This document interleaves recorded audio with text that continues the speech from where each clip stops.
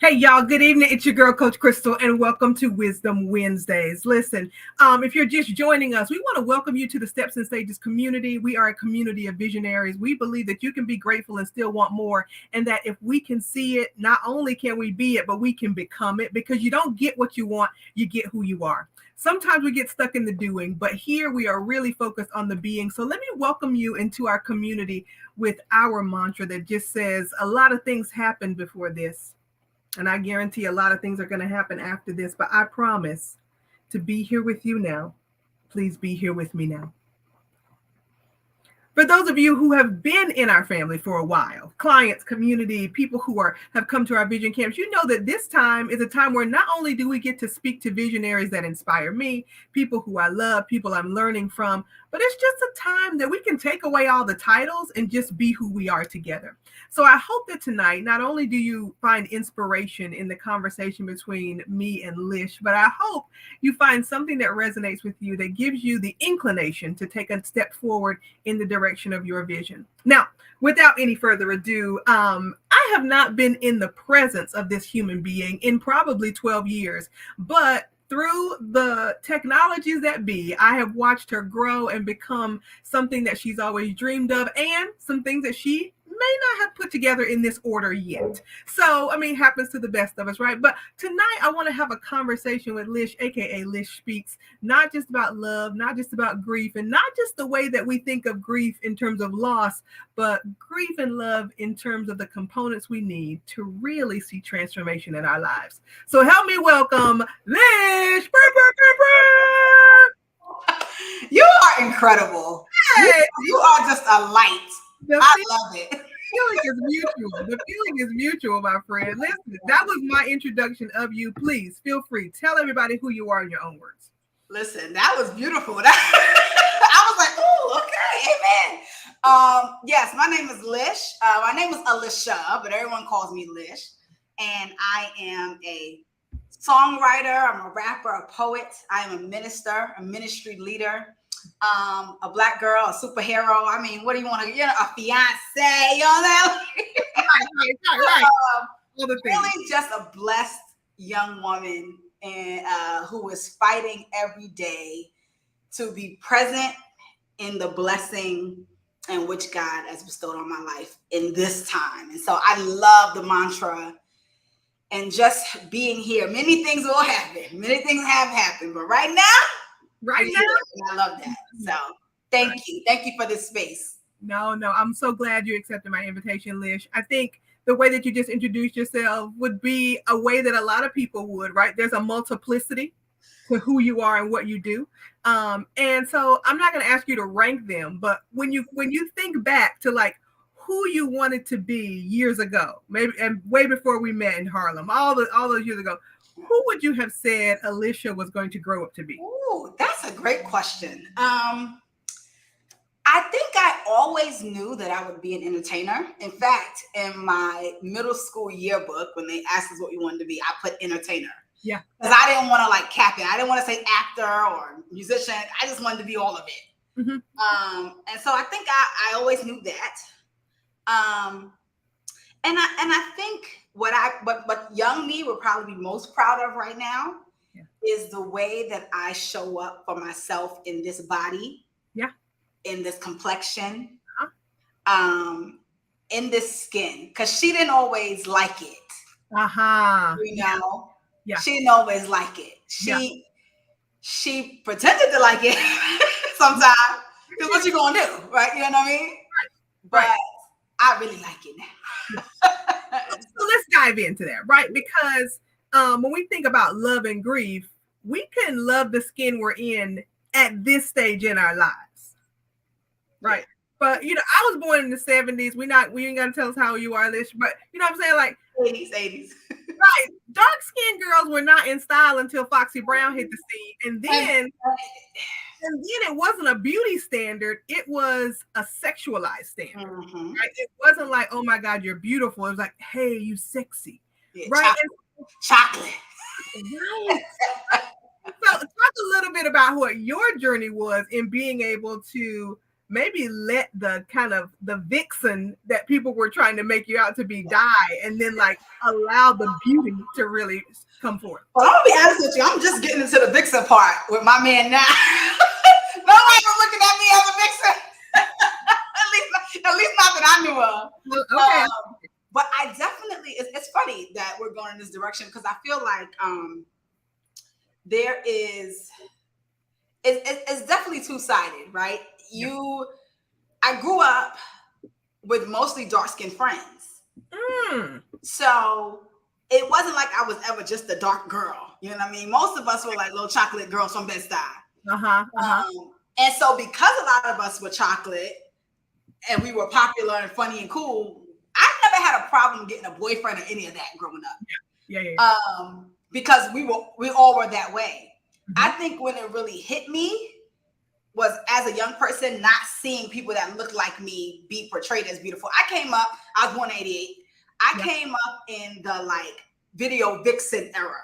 So this is when rappers, big budgets for videos, pouring champagne on women, and everybody was light skinned with long hair. Every rapper that I looked up to had a light skinned wife. And so that really started to like tell me, oh, you might be able to get along in your little neighborhood, but no one in the real world thinks you're beautiful. You know what I mean? And then in my early adulthood, I had guys who I would say were friends of mine, but now when I think about it, you couldn't have been a friend of mine saying something like this to me.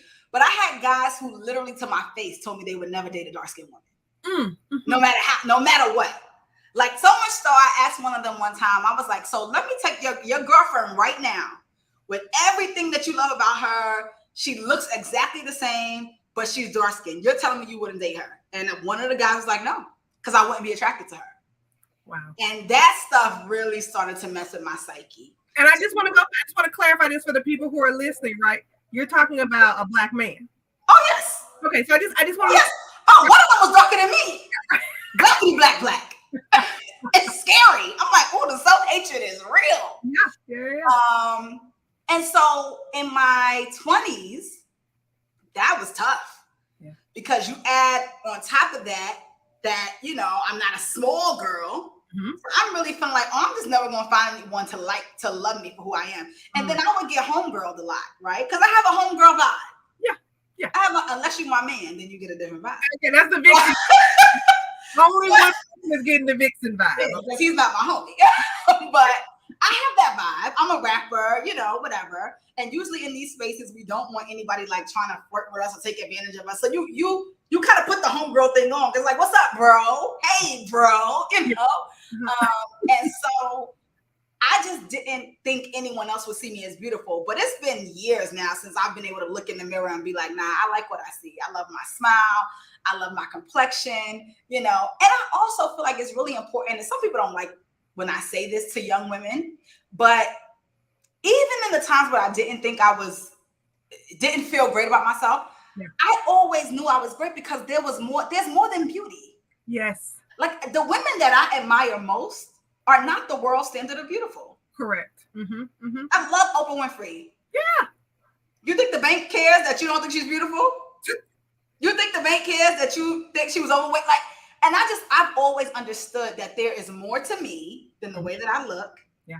And I believe that has served me very well in my life. So when I'm talking to young girls, and I make it a point to encourage young dark-skinned women, I'm like, you are beautiful. Your hair is beautiful. Your eyes, whatever, your smile. Because I think it just takes us a long time to get to the place where we don't care what other people think of us. Yeah. If we get there at all. If we get there at that part. If we get there at all. So that's a little bit of my journey. You know. I'm grateful though. The intersection is interesting, right? Because we're about a decade apart. But the dark skin stigma, because I was born in the South, right? I wasn't in Brooklyn where people was like, oh, you no, right? Like, and maybe two of my other friends are dark skinned, and they get the same narrative, right?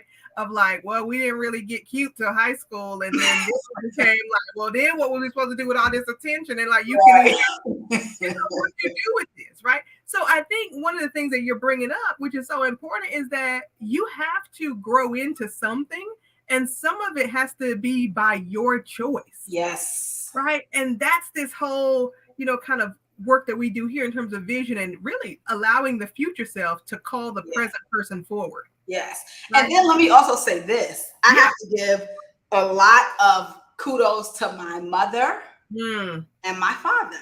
Yeah. They were very serious about me thinking I was beautiful. To this day, my father's family calls me chocolate chip. Since I, you know what I mean? Like my mother's family, because I have cousins who are light, I have cousins who are dark. It was never like the light-skinned kids were treated better. It was none of that. Yeah. And if my siblings ever tease me, because kids tease each other, whatever, you know what I mean? I'm darker of my siblings. My mother just was having none of it. You know what I mean? Like she was like, you are beautiful. You are, you know what I mean? Like so much so that it was shocking to me when other people did. Yeah. You didn't think I was beautiful? Like, oh wait, my mama told me I'm beautiful. Right. Well, I have to give her that. And if I ever am blessed to have daughters, child, let me tell you something. My children gonna be so conceited, and get ready, honey. And there's a song. She got a reason. They gonna think they are the cutest little things. I don't care what they look like. I love it because it's important. You're bringing up something that, we all, I think, have to figure out as we get older. And it doesn't matter how old you are, but the standards on the exterior change moment by moment, right? The world is finicky. And so if you don't have that kind of internal compass that says my beauty is built on something other than other people's acceptance, then everything's going to be rocky for you, right? Yeah. So it's about beauty. It's about success. It's about your body. It's about your ideas and who you connect with. What's been another part of you that has had to either, evolve or die? Ooh. The first thing that came to my mind is my spirituality. Okay. Tell us about it. I ain't about to go here now. Before we do okay, so my relationship with God is incredible. My prayer life is incredible. It's funny because I told you I was running in from a midweek service. I lead our youth and family ministries in the church that I'm a part of right now. And one of the things that, one of the teens was joking on me, and then something happened to her, just like she dropped something. I said, that's what happens when you talk about God's anointed, like touch not, because I'm his favorite. Watch your mouth. You don't play about me. Period. But I did not always believe that. And a part of me that had to die was the way that I saw God and the way that I saw church. Unfortunately, I had to unlearn so much junk. Yeah. So that I could truly have the relationship with God that I see the scriptures call me to have. But then also make sure I am teaching the next generation to have a relationship with God. Yeah. Based on love and not fear. Yeah. Right. Based on truth and not tradition. Yeah. Right. Based on universal spiritual principles and not church culture. I had none of that as a teenager. Yeah. It was all the former. Right. So I've had to, in my adulthood, really crucify, not to be extra, but I had to really crucify things that were taught to me, implied upon me, indoctrinated into me, that really had nothing to do with the word of God. And it was a very difficult realization. Because you have this feeling that you are betraying something or someone or whatever. And it's like, okay, but even if that is the case, to get to God, you got to do it. You know what I mean? And so I really had to, I've had to consistently unlearn and relearn.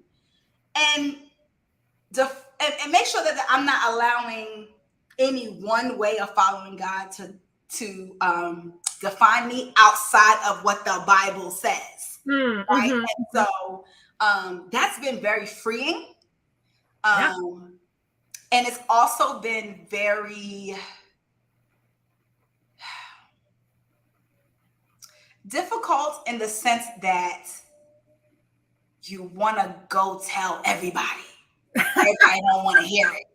No, they don't. No. Well, the thing I think that is really at the crux of this, and the thing that pulls you into feeling like you have to either cut something off or do something different is the idea that you have to forgive the people who taught you for what they didn't know. Yes. And it requires a whole other level of forgiveness, because then you have to really kind of absolve them for the hurt they caused you. Yeah. Well, it's also easy because you realize you did it too. Well, yeah. That's why I bear no hard feelings. Because I'm like, the sooner I point to you, someone can say, and this is the foolishness you told me. You know? Right. I'm like, hey, I forgive everybody. Right. I know that we were only doing, you were only doing what you felt was the best. That's all you had. My parents, my mom included, because a lot of the stuff that I believed about God, my mom taught me. You know what I mean? Or believed about, not necessarily God, but how to be spiritual or what that looks like. And so, yeah, I had to just be like, hey, we all doing our best. But this year now is what I'm finna do. we hope so. Now, and here's the thing: the way that we know that we're doing our best is kind of like we will never know if everybody else is doing their best, right? It's like we just have to give them the benefit of the doubt. Yeah, the grace. And act the grace to act as if, right? Yeah. Exactly. That's good. Yeah. Right. And so tell us a little bit more about how you are really working in the youth and family ministry. Because I think, I've seen you in Ashley Lish. I mean, maybe y'all haven't seen her.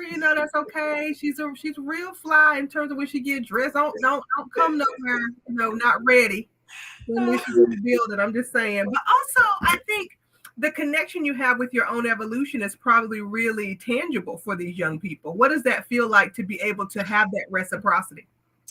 It's really good. And they give me way more than I could ever give them.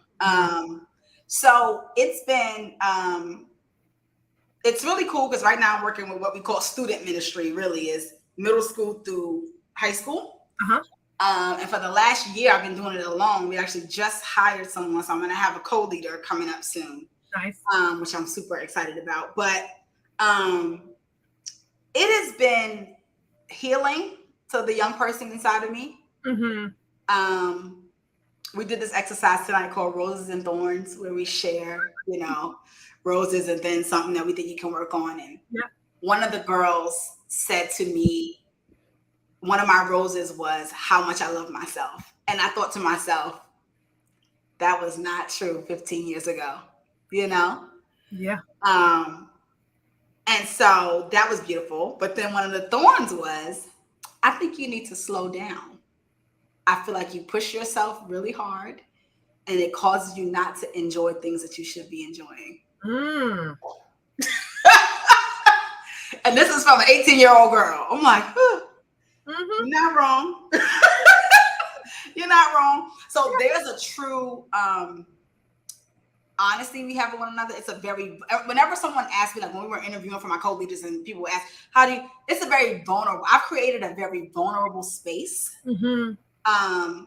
My team leaders, people that like Miriam and a friend of ours, she was that person for me. So Margaret, these are people who like I imitate what I don't have, the gifts that I don't have, or I don't feel like are natural to me. I'm like, let me just do what they did when I was younger, and so I really do feel like I'm getting to really pay God back in some ways for all that was poured into me. I also am very aware of the fact that me following Christ at a young age completely saved me from so much trash. Wow. I look at what, and I don't think it makes me better than anybody by any stretch of the imagination, because I got all my own crap too. But I look at all the stuff that I just did not have to experience, and the way that people talk about certain things. I'm like, wow, I have empathy for that, but I don't have experience with that. Right. I know it's because of people, my mentors at a young age, my older cousins, people, my older sister being like, not you. I feel like God always had a not you anointing on my life. Like I would have all my friends doing something crazy and God would be like, not you. Not you. Like, you know what I mean? Like straight up. And so I feel like I get to be that for some of these kids right now. Nope, you're not doing that. No, not you, you know? And so it's really cool. And I think with the evolution of like who I am, even in music and all this stuff, it's keeping me in touch with what this generation needs. Because we could get so caught up on what we think this generation needs. I need to get off the phones and too much time on the TikTok. And, you know, it's ridiculous, right? No, it's ancient philosophy of shoulda is ancient philosophy. Yes, exactly. And I think the sooner we get away from should, we'll stop shoulding on ourselves and stop trying to control other people. That part. Right. Oh yeah, they keep my ear to the streets. They help me to know what's going on, and I appreciate that because I want to be of service, right? Mm-hmm. And you can't be of service if you don't really understand the needs of your customer, right, or your audience. You can't. It's true. And so even down to the middle schoolers who are in 6th grade, 7th grade, they're helping me to understand what they're into and how they receive information. You know, this is not a generation you can just preach to. No. They're not trying to hear that. No. They have much more intelligent questions. Yes. Right. They're not taking what you say for gospel. Right. And I think one of the things that you're saying, right, like how can you serve if you're serving someone without understanding their needs? You're only serving yourself. Right. Because if a waiter came to you without asking you what you wanted, you look at them like they were crazy. Right. But yet we want to come to the youth and tell them. Yeah. And that don't work with nobody, not just the youth, anybody. Nobody. You need to have some understanding of what their needs are, how they receive things. You know, I feel like when I was growing up, we just believed all adults had it together. These kids know that adults don't have it together. Yeah. So you can't come to them with the facade. No, you can't. When I'm going through something, I got to sit down and say, y'all, I had a hard day.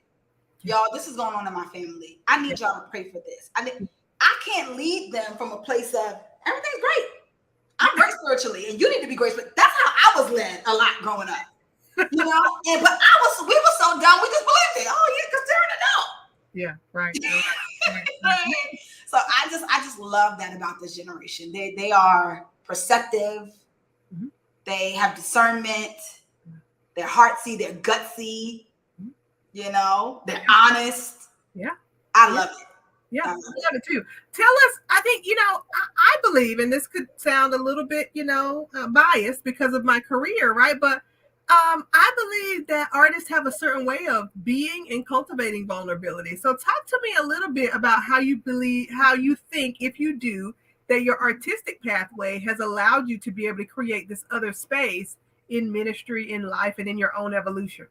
Love that. That's a great question. You need to be on television for real. Because my spirit, you know, we're gonna pray that. You got it. These are great questions.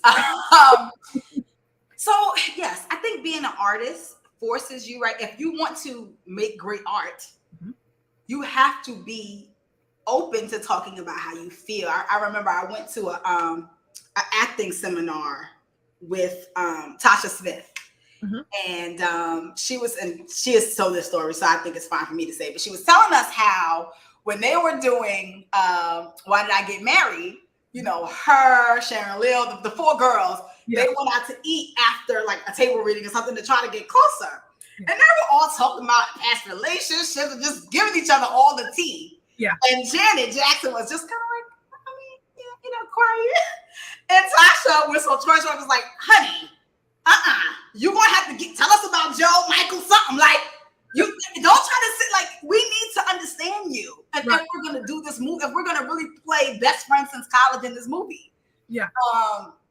And I always laugh about that because I do think there is no way, even on screen, when you have a script, to portray what really needs to be felt by your audience without vulnerability. Correct. And so as an artist, to me, it's really important to speak about what's really going on in your life, what you're really feeling in your music, in your poetry, in your conversations, because it really allows people to feel what you're trying to portray. Who wants to do all this work for it not to affect anyone? That's what I always think about when I'm tempted to just. But I just want to go back to what you said before, Lish. Like, people who are not in the business of their gifts actually serving the masses. That's true. There are people in every industry who are just wanting to have the facade of their own success fed back to them, right? And so they're not worried about serving. They're not worried about if you get it or not. Yeah. I think some of that too comes from fear. We have intense fear of rejection, intense fear of, okay, if they really knew, or I've even had this thought before. How deep do I really want to get with this particular group? Like, I don't even think I'm gonna be here that long. Like that kind of thing. Yeah. So I think that that's some of it too. And I just honestly think some of the stuff that I've been through over the last several years, it was too hard to not be vulnerable. Like I was estranged from one of my closest family members in a way that was so bizarre and something I just would have never thought would happen. Yeah. That I could not show up every Wednesday night and Sunday and act like that wasn't happening. I just couldn't. I didn't even have that level of, and I can act. Yeah. I can definitely act like I'm okay when I'm not. But the situation was so difficult that I had to let my teens know, hey, I need y'all to be praying for this. And the super dope thing about that was that when God brought it through, we all rejoiced. Yeah. It was a true miracle for them too. Yeah, right. They got to be a part of it. You know what I mean? And so I just saw how incredible it is to bring people along in the journey. And that's why I always try to, I'm a part of a group called the Clean Campaign. Shout out to the Clean Campaign. And we have a retreat coming up in Mexico in a few weeks. And I'm doing a lesson on intimacy with God through prayer. And what I usually do is about maybe once a quarter, I do a lesson for all the leaders of that group. And what I try to help them understand in one way or another in each lesson is that you have to lead from a space of vulnerability because it's the only way people will really follow you. Why are we still following Jesus 3,000 almost years later? And ain't nobody seen him. And they ain't seen him. Right? It's because he let us see him in the Garden of Gethsemane. Oh, let us see him on the cross. He let us see fully human and fully divine. And he let us see that in his disciples. And you can find that in many religions as well. You know what I mean? There's certain levels of vulnerability or, none like Jesus in my opinion, but certain levels of vulnerability that you're able to see that make you say, okay, not only can I worship this, I can imitate. And so I want people who are in my life, my students and otherwise, to feel, I don't want people to feel like what I'm doing is unattainable. Right. Even in music, when I have something going on and someone's like, hey, Lish, how'd you get your song on this show or whatever? I'm going to DM me. I'm going to tell you every single thing I did. It's not unattainable.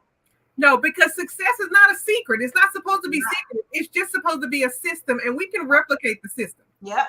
Let me tell you something, especially if you're a Black woman. I'm going to tell you everything, every single thing. Because it's hard enough for us as it is. So, right.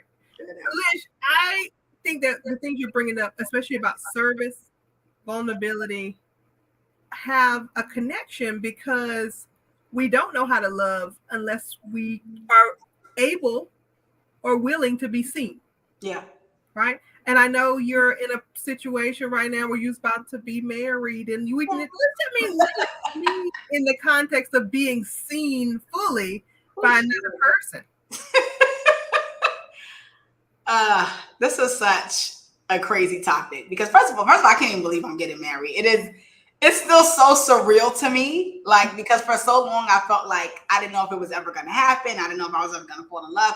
I had become very surrendered about it. That's the right word. Right. I wasn't like pessimistic. I wasn't like, well, whatever, I don't care. But I was like, God, I ain't finna let being single drive me crazy. So I'm going to tell you what I want. I'm going to pray for it, but I'm not going to let this make me crazy anymore because it was making me crazy for a little while. And so it's just very surreal. But I think lately, we're going through premarital counseling and all that stuff. And learning each other more. And what I'm really learning in a very real way is that if you do not deal with and get honest about the things that trigger you, they will kill you. Yeah. Because what happens when the trigger gets pulled? Yeah. Somebody. Right? Yeah. Yeah. And so there's only so much blanks you're going to shoot. Mm-hmm. Right? One of them chambers got a bullet in it. It's Russian roulette, right? And so you're going to kill yourself or your spouse messing around. Mm-hmm. Mm-hmm. And so it's been hard. It's funny. My fiance is, well, one, he's a man. So, you know, they have a different level of expression than we do. Yeah. But I am an artist, so I emote, honey. You say something that I feel and the tears just start. And I can't even control. Sometimes I'll be so annoyed because it's not even like I'm sad, but my body just starts crying.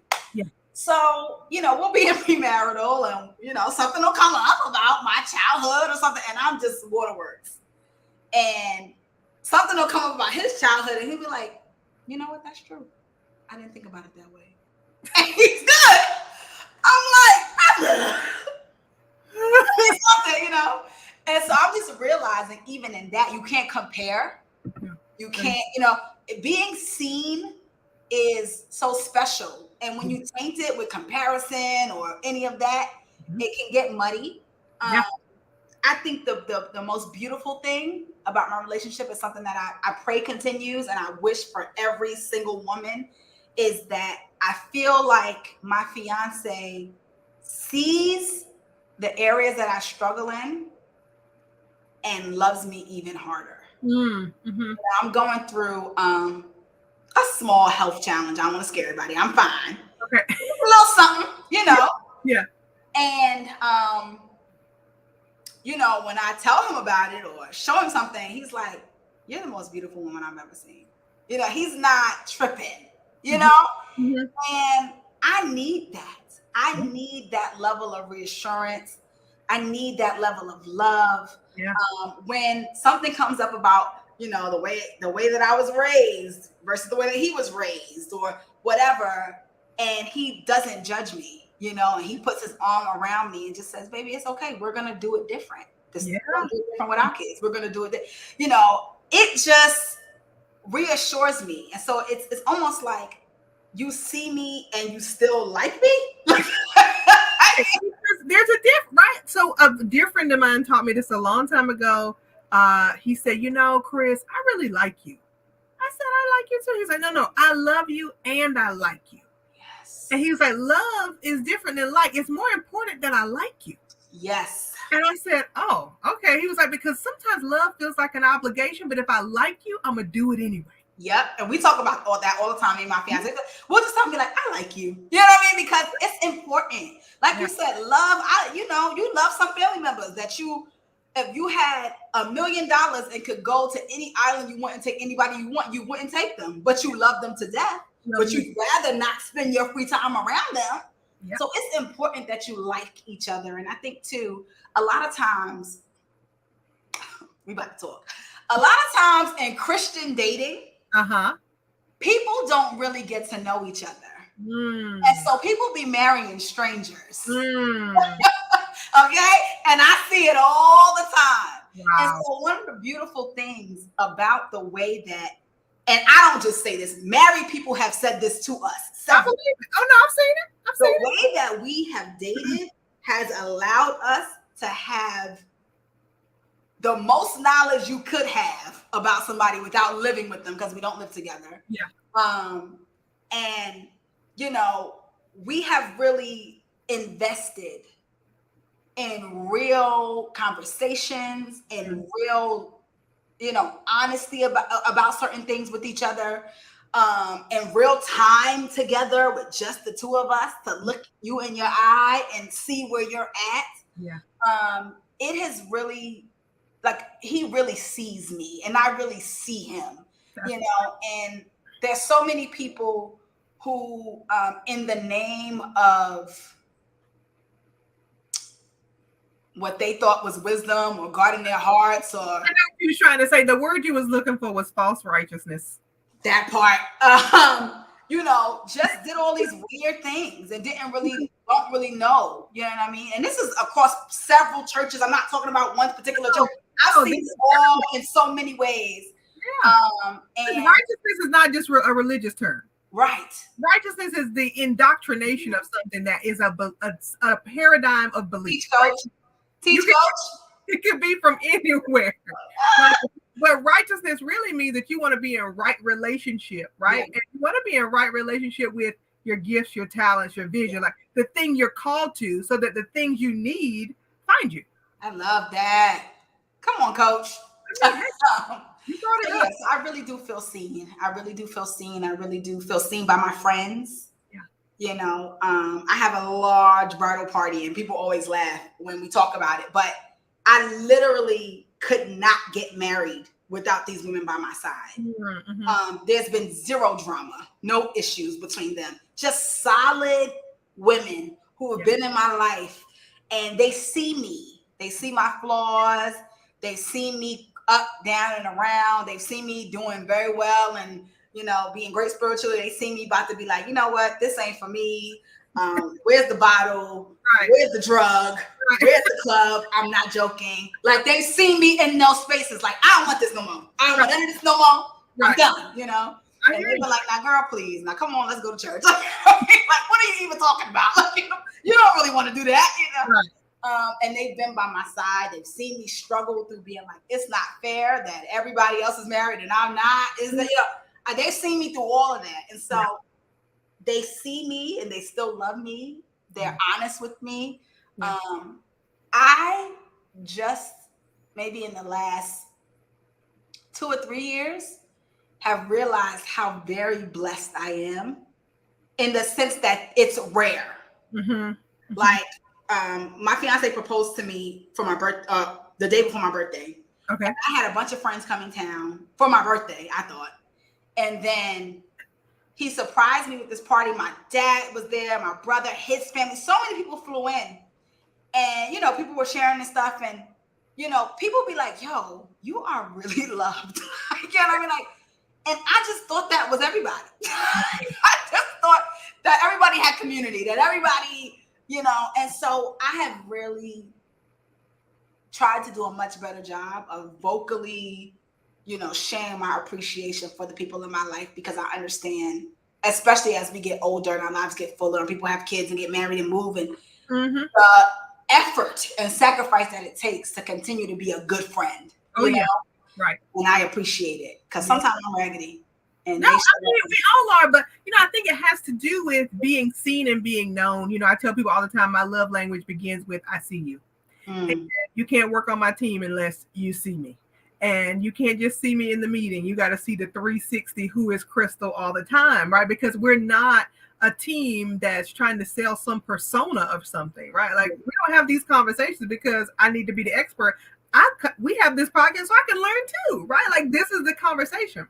But when we think about like being seen and the vulnerability and the gifts that we have, like, you and I kind of broached this topic earlier, but like, what's a place where you were not as clear about your gifts or felt like, oh, this ain't even it? Like, when we get to that place in our life where we're like, where's the pills? Right, that's one thing. But like, when we're like, wait, I thought this was what I was supposed to be doing. It ain't working out. What am I supposed to do now? Child. I be there in and out. I really do wish I could get a grip. But, being in the music industry, the entertainment industry, it is ever changing.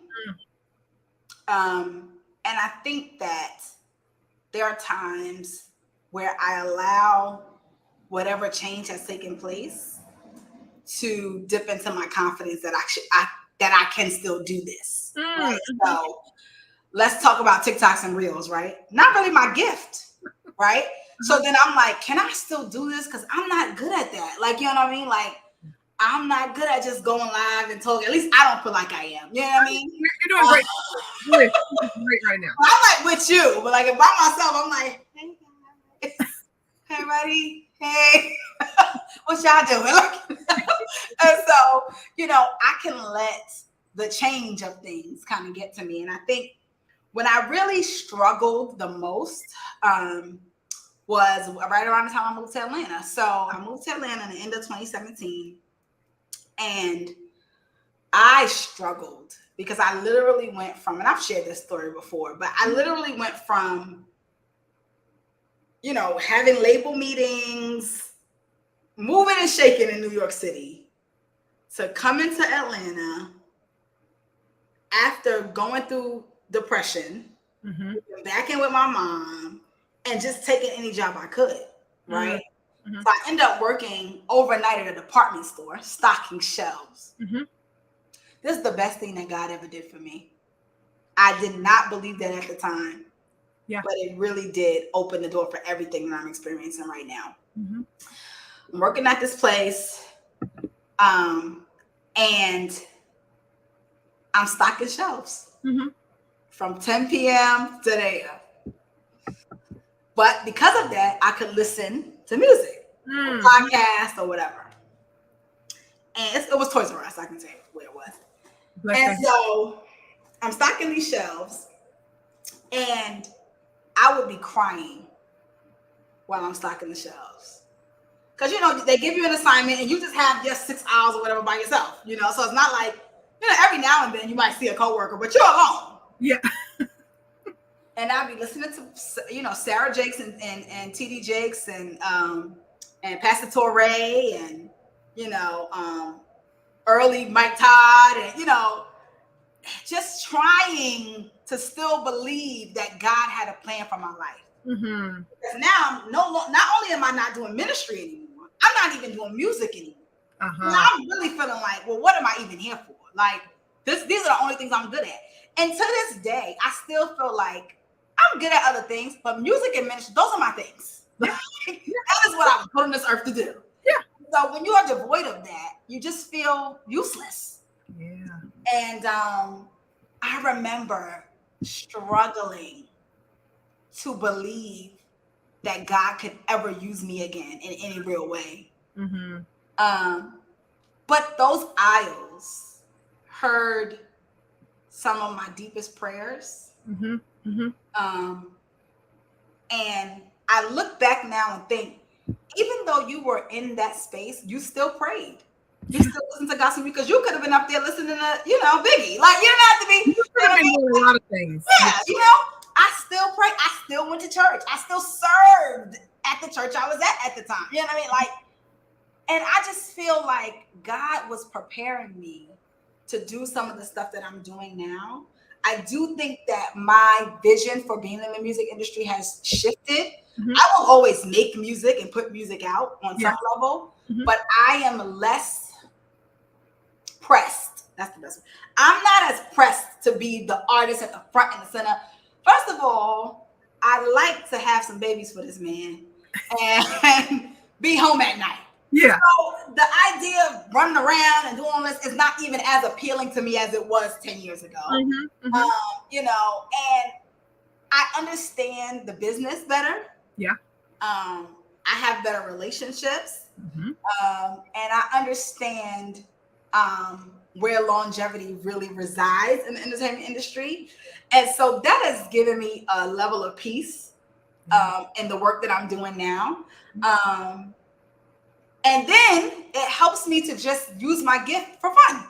You know, to use my gift for fun. I'm working on a project right now that'll be out in a few weeks. I'm also about to do a showcase with the Atlanta Collective at City Winery on June 23rd. It's a celebration of the miseducation of Lauryn Hill's album, 25th anniversary, I believe. And so I'm just getting to have fun while doing the things to generate some income on the side, writing songs for people, working with other artists, you know, being a part of artists or album camps and things like that, to really do what will help me to sustain. And then God put me back in the full-time ministry, so I have an income, I have benefits, you know, where I'm not counting on the music to eat, because that's a hard place to be. And I think for most artists, that's where people get trapped and stuck, is that you're taught to Anybody. This is not just for artists, but hear me clearly. You are not always meant to commodify your gift. Your gift is not always meant to be bought, sold, and bartered for. Yes. That is an internal perfection, like something you were given for you to give away. Yep. Now, if you start giving it away and people want to give back to you, that's great. But if you put so much pressure on your gift, you're going to break it. You'll begin to despise it. You'll begin to despise your gift. Yeah. And that's why I tell a lot of artists when people ask me for advice, I just feel like I need to quit my job. You don't. I said, let me be honest with you. Unless your music is already bringing in money, you don't need to quit your job. Mm-hmm. Even if it is bringing in money. If it's not bringing in the amount of money you make at work, you don't need to quit your job. You need to find a job that allows you to do what you love as well. Mm-hmm. Because what happens is it'll be fun for the first 6 weeks until your rent is due. Until you're hungry. And I mean, I'm not even going to say this this is not even about young artists. I just find that people who have an artistic gift or inclination in general, even if they did quit their job, they don't realize the amount of discipline it takes to show up to cultivate the gift. Every day. Inspiration is not ruly. You can't count on that. Right? You got to have the craft of what it is you do so ingrained in who you are that you're going to show up to do it whether people are looking or not. Yeah. And let me tell you, that's something that I still struggle with. Just really having the level of discipline that it takes to be successful. You know, I tell people all the time, it's really important that you understand what you don't do while you have that job, you won't do when you leave that job. Mm. If you are not going to get up and write the song now, you're not going to write it when you don't have the job. You might do it for a few days. But you're not. Yeah. You know what I mean? So figure out how to do it now while you're busy. So God grants you the ability to do it full time. You know what I mean? It's just like with me in ministry. I've done ministry every church I've ever been a part of, whether I was paid or not. Mm-hmm, mm-hmm. So God always makes a way for me to be paid. Yeah. Right. You know? And so I really have tapped into a different space in terms of my artistry. And I think I'm excited to see who I become in some other spaces as well. I love acting. Mm-hmm. I love voice acting. Mm-hmm. These are all things that I really would love to do. God hasn't presented the opportunity just yet. Mm-hmm. As long as you can get home in time for the babies. Yes. That's why I love voice acting. You know what I mean? I can do that in the closet. But you know, I would love to do some acting. I'd love to do some voice acting, and just see what other areas, you know. I love public speaking and inspirational speaking. I am starting to, and this is a lesson to everybody who is 28 and thinking your life is going to come to an end when you turn 30. I am starting to really understand that it really is greater later. Like it really is. And wait till you get to be in your 40s because I can't wait. I can't wait. Because first of all, y'all look amazing. Like, you know, all my friends who are in their 40s, like, and their kids are a little bit older, they can kind of do what they want to do. I'm like, that looks so lit. It's a whole nother level of, you know, people like to use those FU phrases at 40. But for me, it was a whole kind of level of, oh my God, I can't believe I've never met you before. Like looking in the mirror, like, oh my God, I can't believe I never seen what they've been seeing. Or like, oh my God, I didn't even know that about you. Like you get to do this thing with yourself at 40 where it's about forgiving the past. It's about the fortitude to do whatever you would love. It's about really looking at the future and being like, I want that. Yeah, I can't wait. I'm telling you, it's beautiful to watch because I don't know why, but for some reason, when you're younger, I feel like we are, because of social media, because of things like TikTok, because we are now getting to see that your life doesn't go downhill. We're getting to see the 50, 60-year-old fashion influencers. Yes. 50, 60-year-old makeup influencers. Yes. 50, 60-year-old women DJs. Yeah. Actors. But we're getting to see life going on after divorce. Right. We're getting to see life going on after losing a child. Right. We never got to see that stuff growing up. You know what I mean? And so it's funny funny because even 40 is not what 40 used to be. 50 is not what 50 used to be. My mother is 65. She just retired. Shout outs to her. And I'm like, what we finna do, girl? Come on. Like, you know, she's still lively. She's still funny. She's still beautiful. It's not like, oh, I'm just going to sit down and raise my grandkids. Now, you know, like, but when my grandmother was in her 60s, she was home. She wasn't really doing much. It's all very different now. And so I just really look forward to the woman that I can become. And I have no, like, there's no cap to me. Yeah. Like I could be a professor, not doing music at all or ministry at all in 20 years and be perfectly happy. I could have kids. I could have no kids. I mean, I'm really like, God, whatever you want, I'm cool with it. Yeah, and there was a time where I did not feel that way. No, because I think what has happened right at this stage in your life, not only have you seen your gifts manifest, but you trust them to make a way for you.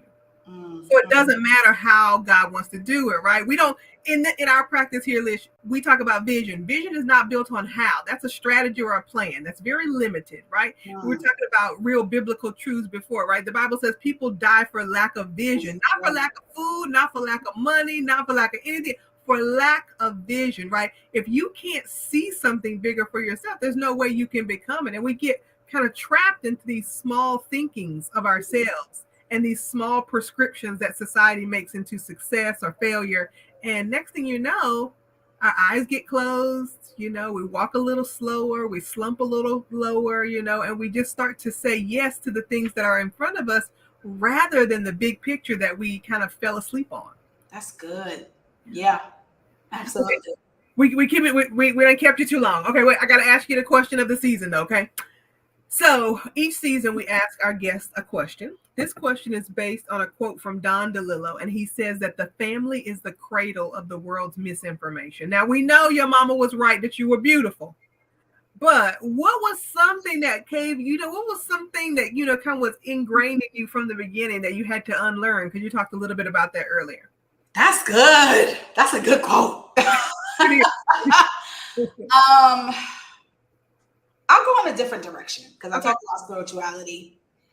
I think the misinformation that I grew up with was not something that was ever said, but it was something that I saw. Okay.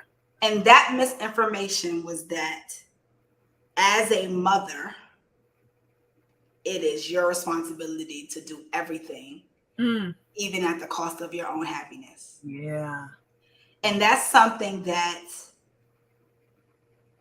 trying to get emotional. Hey, listen, I saw that one too. I saw that growing up. Mm-hmm. It actually came up in our last premarital session. Mm-hmm. And I haven't even told my mom this. So if you see this, mama, we love you. We'll talk about it. We love you. But one of the things my fiance said was, I go back and forth about wanting to be a mom.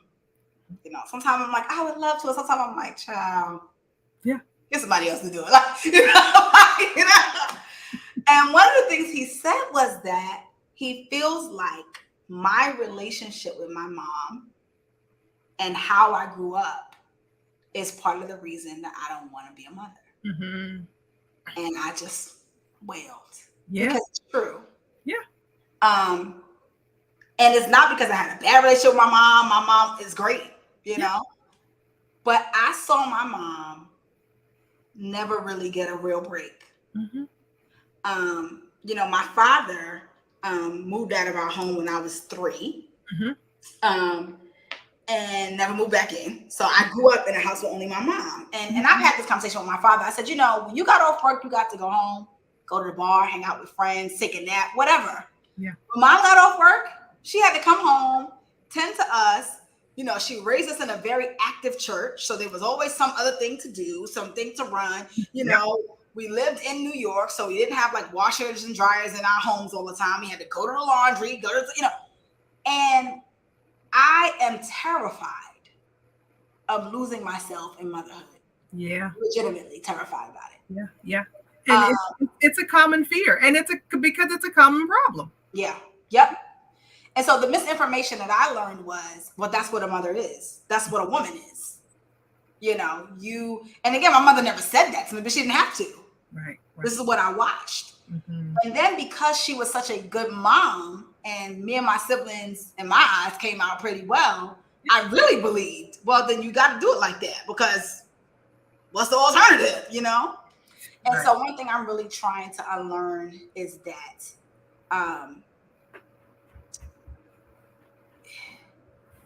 as a mother, there Mm-hmm. is still space. There must be space Yeah. for your joy, for your dreams, for your fulfillment, Mm-hmm. you know. And all this, my mom still went to school. She got 2 masters. She got, she did her thing, but she just seemed tired the entire time. And She was right. yeah, and it felt very unfair to her. And Yeah. I always felt that. Like, I tried very hard as a kid not to be a burden, Mm-hmm. you Mm-hmm. know? And so I'm trying to unlearn that as a mom, you need to do it all.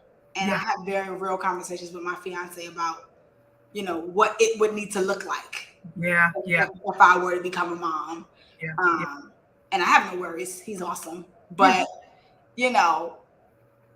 I have to be very clear Yeah. about having time to myself and what I would need, so that I can show up as my best self. No, it makes total sense. I'm a parent who's single, and it's just like the same way that you learned that thing from your mother, right? Like, we just have to find other examples of people who are doing it the way we want to do it, right? A lot of my parenting is shaped by doing the opposite of what my mother did. Yeah. Love her, God rest her soul. Love both of my parents, but they taught me a lot about what I did not want to do in parenting, right? I did not want to prescribe provision as love. Yeah. I did not want to withhold affection because of my own inept way of, communicating. Mm-hmm. I did not want to prescribe rules. I wanted to build a relationship, right? Mm-hmm. And similar to what we were talking about earlier about how we get taught God, I didn't want to say that these are my rules or these are God's rules. If we don't, everybody's going to go to hell in a handbasket. Right? I just had to say, look, I'm obviously not perfect because you're here, but this is me having a conversation with my son. I'm obviously not perfect because you're here. Yeah. Let's be clear that mommy's not the end all be all example of righteousness. Right. And once you get to a level that you can understand what it is you would love, I need you to tell me immediately, because my one job is to usher you into your purpose. Right? Keep you alive long enough to tell me, and then make a pathway that I can support you. Not walk it for you, not blaze it for you, but like, hey, here is is this what's really in your heart? Did you hear this from the inside? Okay, great. Here's how I see it on the outside. That's good. Right? Yeah. That's what we wanted them to do for us. They just didn't have enough information. No, they did not. And they did the best they could. But it is our job to, like you said, learn and do better. And that's all they want anyway. Exactly. So. Exactly. Lish, this has been a pleasure. I hope you enjoyed it as I did. Steps and Stages family, thank you so much for your comments. Kenya, Wanisha, would love to see you soon. Lish, anything else you want to share with us as you go? We know you got some projects coming out. We'll drop the links below this video. Yes. Anything you want to close us out with? Sure. One, just follow me at Lish Speaks on all social media platforms. You'll see some of the stuff that I have going on there. I try to share inspirational and encouraging reels and just ideas or whatever's on my mind. But what I would really want to share in these times here that we're having, both in this country and out, be kind to each other, show love to one another, be patient with each other, and go to therapy, because I feel like a lot of the issues that we are encountering, be it school shootings, be it, certain laws, it's because people have really not worked out some of the true trauma that is on the inside of them. And so one of my biggest encouragements is take a bout in therapy. Some of us are going to need 10 sessions. Some of us are going to need 2. Some of us are going to need 200. And it's like dating. So if you like the first person, it's okay. It doesn't mean that it doesn't mean the system doesn't work for you. That's not your person. Exactly. And if you went to therapy 10 years ago, go back. Right? It's not a one and done. You know what I'm saying? Your circumstances change and things like that. I'm talking to myself too, And so that's my biggest encouragement. Speak to someone who can speak to the person inside of you, you know, who you really want to be, and not necessarily who you're showing up as day to day. This was great. This was great. Listen, if you're out there and you're looking to turn your vision into a life you would really love, if you understand that therapy is about excavation and coaching is about navigation, the things that are coming up for you, we'd love to help you take the next step in the right direction. You can click over to lifestepsandstages.com where you can schedule your complimentary vision call. I'd love to hear what's in your heart and get it out in your real life. Hey, I love you. This is Coach Christal. Have a wonderful week, and thank you for joining us for Wisdom Wednesday. Yeah.